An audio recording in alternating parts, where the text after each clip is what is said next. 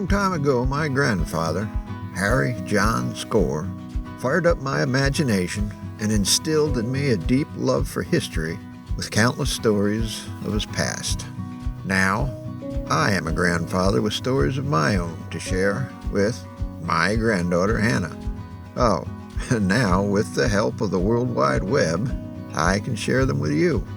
Simple little tales of life from years and years ago.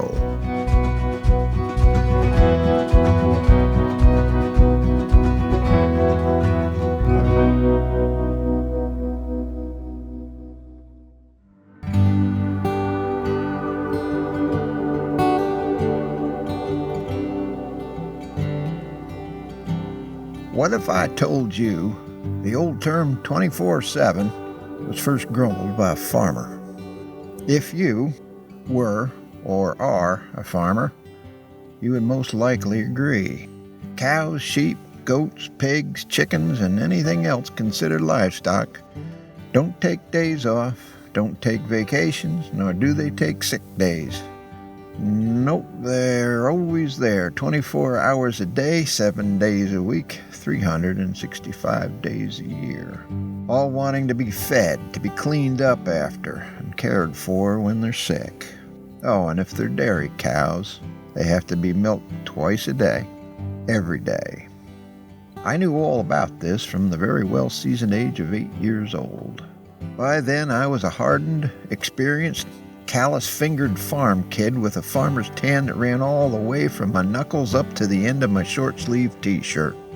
Yeah, life on a farm was no walk in the park. Although the kids in town would have killed to have a park as large as our farm to roam around in, and I can assure you that fact was not lost on me. By the time I was old enough to drive off and go elsewhere to play, my feet made their mark on every square foot of that farm. However, from that aforementioned age of 8 onward, there was work to do during each and every day. Each and every day I wasn't in school. That meant every day after school, every weekend, Christmas vacation, spring and Easter vacation, all holidays, and most brutal, summer vacation. Yeah, summer vacation. 10 weeks that, at least to a sheltered, non-worldly preteen boy, must have rivaled Marine boot camp. Every day there was hay to bale, sweet corn, tomatoes, squash, and my least favorite, potatoes, to pick. When I got older and a little stronger, pounding fence posts were added to the schedule. Oh yeah, shoveling. Shoveling manure. Always shoveling manure. Wonderful. Just wonderful. Hot, sticky, dusty, dirty work, and I was cheap labor. Now, none of that, believe it or not, left a lasting, damaging impact on my life. Like that old cliche says, whatever doesn't kill you only makes you stronger. Nope, didn't kill me. Not so sure it made me stronger. In later years, my back gave out and arthritis moved in. However, in later years, I was often praised for having a good work ethic. Well, of course, after childhood on the farm, everything else came easy. And yet, there's just one more thing. 2:30 p.m. 2:30 p.m. every day, no matter what I was doing or where I was doing it, I had to be at the barn to begin barn work. Every day, yeah, 7 days a week, 365 days a year. If the school bus ran late, I was excused. I could start at 3 p.m. That was the only exception.